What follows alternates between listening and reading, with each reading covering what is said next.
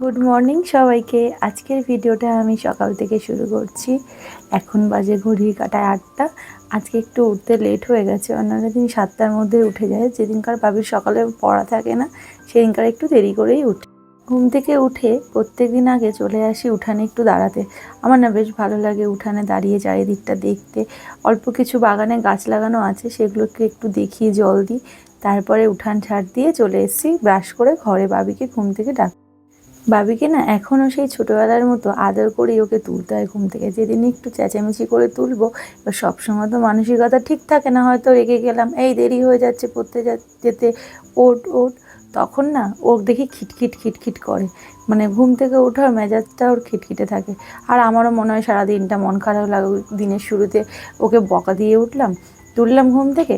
তো সেই কারণে না চেষ্টা করি ওকে একটু আদর করে তোলার। আর মা বাবা ছাড়া আদর কেই বা করবে বাচ্চাকে বলো। যাই হোক, বাবিকে ঘুম থেকে তুলে ও ব্রাশ করতে চলে গেছে। তারপর আমি ঘর ঝাড় দিয়ে নিয়েছি। আর আজকে না বালিশের কভারগুলো চেঞ্জ করলাম। কদিন ধরে ভাবছি চেঞ্জ করবো আর করা হচ্ছে না ঠিক করে। যাই হোক, বালিশের কভারগুলো চেঞ্জ করেছি। আর তারপর স্নান করে নিয়েছি। আর আমাকে যে বোনটা আর কি সাহায্য করে ঘরের কাজে, ও একটু দেরি করে আসে, তাই আমি আগেই ঝাড় দিয়ে নিই ঘরটা। ও এসে ঘরটা মুছে নেয়। ওকে বলি তোকে আর ঝাড় দিতে হবে না। তারপরে আমি চলে আসি পুজো দিতে। মা না সকাল 6টার সময়ই পুজো দিয়ে দেয়। প্রত্যেকদিন মায়ের এটাই রুটিন। সকালবেলা ঘুম থেকে উঠে স্নান সেরে মা আগে পুজো দেয়। তাই ঠাকুরকে আগেই জল দিয়েছিল, মানে জল প্রসাদ দিয়েছিল। তাই আমি শুধু ফুল দিয়েই পুজো দিয়ে দিলাম। তারপরে চলে এসেছি রান্নাঘরে। আগের দিনের ভাজা মাছ ছিল আর কিছুটা ডাল ছিল। আজকে শুধু মাছের ঝোল আর ভাত করব। আর ডালের সাথে হালকা কিছু একটু ভাজবো ভাবছি, হয়তো আলু টালু বা পাঁপড় কিছু একটা ভাজবো।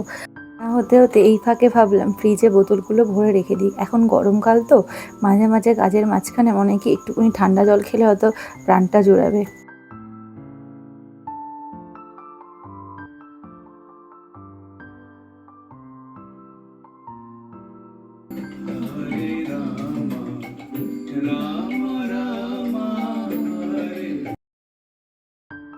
রান্না কমপ্লিট হয়ে গেলে তারপরে ভাবি আর আমি খেয়ে দিয়ে দুপুরে একটু ঘুমিয়ে নিয়েছিলাম। তারপরে সন্ধ্যাবেলা আমরা সন্ধ্যে দিয়ে নিয়ে ভাবি পড়তে বসে পড়লো। তো ভাবিকে জিজ্ঞাসা করলাম সন্ধ্যাবেলা টিফিনে কী খাবি, আজকে কিছু বানিয়ে দেবো? তো ভাবি বললো যে না মা, আমার কিছু খেতে ইচ্ছা করছে না গরমে, তুমি আমাকে একটু গ্লুকন্ডি বানিয়ে দাও। তো ভাবিকে আমি তখন একটু গ্লুকন্ডি বানিয়ে দিলাম। আর সত্যি যা গরম পড়েছে, কখনো ওয়েদারটা ভালো থাকছে, আবার কখনো এতটাই গরম পড়ছে, ভালো